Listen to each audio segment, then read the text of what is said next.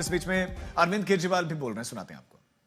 कि आरएसएस की जिस विचारधारा वाली सरकार ने झूठे आरोप लगा के मुझे जेल डाला, जज साहिबा ने स्वयं माना है कि उस विचारधारा से जुड़े संगठन अखिल भारतीय अधिवक्ता परिषद के मंचों पे वे कई बार जाती रही हैं। मैं और आम आदमी पार्टी उस विचारधारा के घोर विरोधी हैं। ऐसे में क्या उनके सामने मुझे न्याय मिल सकता है? दूसरा कारण, कन्फ्लिक्ट ऑफ इंटरेस्ट। कोर्ट में मेरे विपक्ष में केंद्र सरकार की सीबीआई है और जस्टिस स्वर्णकांता जी के दोनों बच्चे केंद्र सरकार में काम करते हैं। उनके दोनों बच्चे केंद्र सरकार के वकीलों के पैनल में हैं। हमारे सामने कोर्ट में दूसरी ओर से वकील हैं सॉलिसिटर जनरल श्री तुषार मेहता जी। तुषार मेहता जी दोनों बच्चों को केस देते हैं।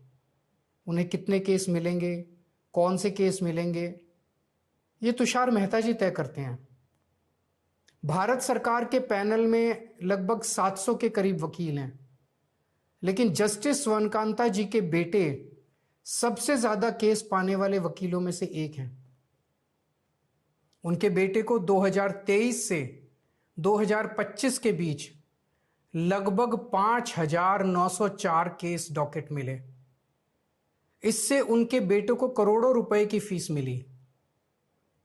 आज की तारीख में उन बच्चों का भविष्य और कमाई दोनों काफी हद तक तुषार मेहता जी पर निर्भर है।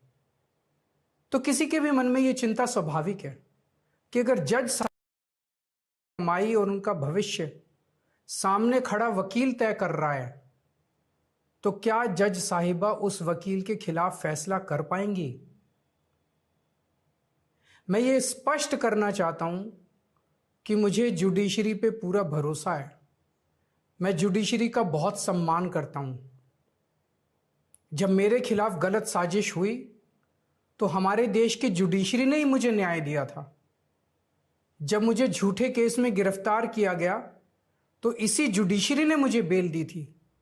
इसी जुडिशरी ने मुझे उसी झूठे केस में दोष मुक्त करार किया है। पिछले 75 वर्षों में जब जब देश पे आंच आई, हमारे देश की जुडिशरी ने देश को बचाया और नागरिकों के हितों की रक्षा की है। मैं जस्टिस स्वर्णकांता जी का भी बहुत सम्मान करता हूं। मुझे उनसे या उनके परिवार से किसी भी प्रकार की कोई व्यक्तिगत आपत्ति नहीं है। लेकिन न्याय का एक बहुत बड़ा सिद्धांत है, justice should not only be done but should also be seen to be done. इसलिए मैंने जस्टिस स्वर्णकांता शर्मा जी से पूरे सम्मान के साथ अनुरोध किया कि वो इस कन्फ्लिक्ट ऑफ इंटरेस्ट जैसे कारणों की वजह से इस केस से खुद को अलग कर लें। लेकिन उन्होंने मेरी दलीलें खारिज कर दी और फैसला दिया कि वो स्वयं ही ये केस सुनेंगी। आज मेरे सामने सबसे आसान रास्ता है कि मैं उनका आदेश मान लूं और एक बड़ा वकील खड़ा करके उनके सामने अपना केस लड़ूं। पर यह मुद्दा अब सिर्फ मेरे केस का नहीं है, बल्कि आम लोगों के न्याय प्रणाली पर भरोसे का है।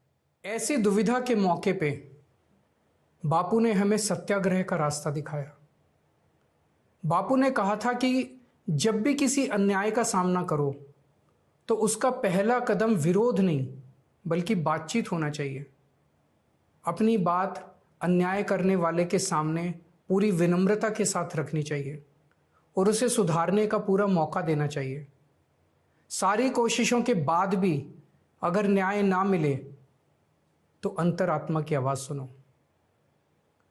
यदि अंतरात्मा की आवाज कहती है कि न्याय नहीं हुआ, तो शांति और विनम्रता के साथ सत्याग्रह करना चाहिए।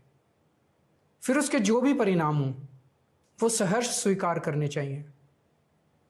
पर इस पूरे प्रकरण में अन्याय करने वाले व्यक्ति के प्रति किसी भी प्रकार की नफरत या गुस्सा नहीं होना चाहिए।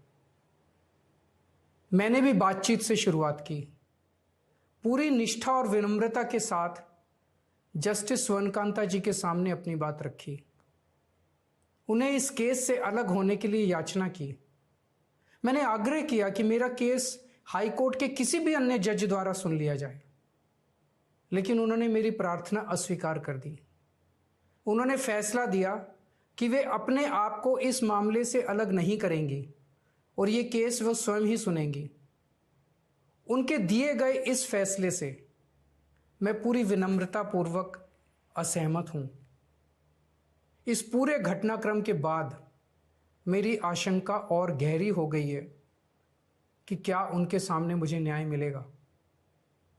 बापू के दिखाए रास्ते पर चलते हुए सत्याग्रह की भावना से अब मैंने फैसला किया है कि मैं इस केस में जस्टिस स्वर्णकांता जी के कोर्ट में ना तो स्वयं पेश होऊंगा और ना ही मेरी तरफ से कोई वकील पैरवी करेगा।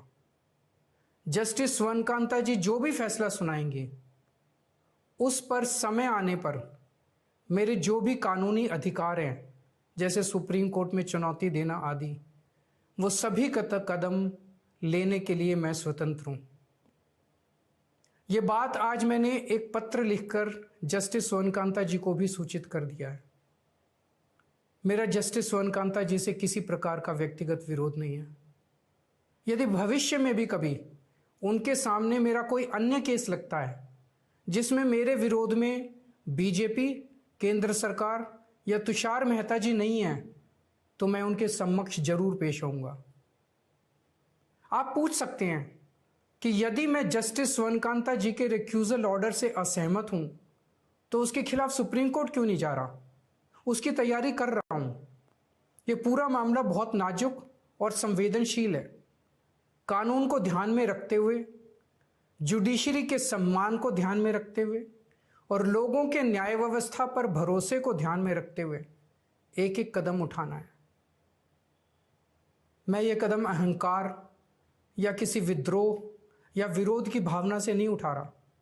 इस कदम के जरिए मेरा मकसद देश की कानून प्रणाली को चुनौती देना भी नहीं है और ना ही मेरा मकसद न्याय व्यवस्था का अपमान करना है। इसी केस में मैंने हर स्टेज पे, हर अदालत में अपना पूरा सहयोग दिया है। मैं न्यायपालिका का बहुत सम्मान करता हूं। इसी न्यायपालिका की वजह से आज मैं आजाद घूम रहा हूं।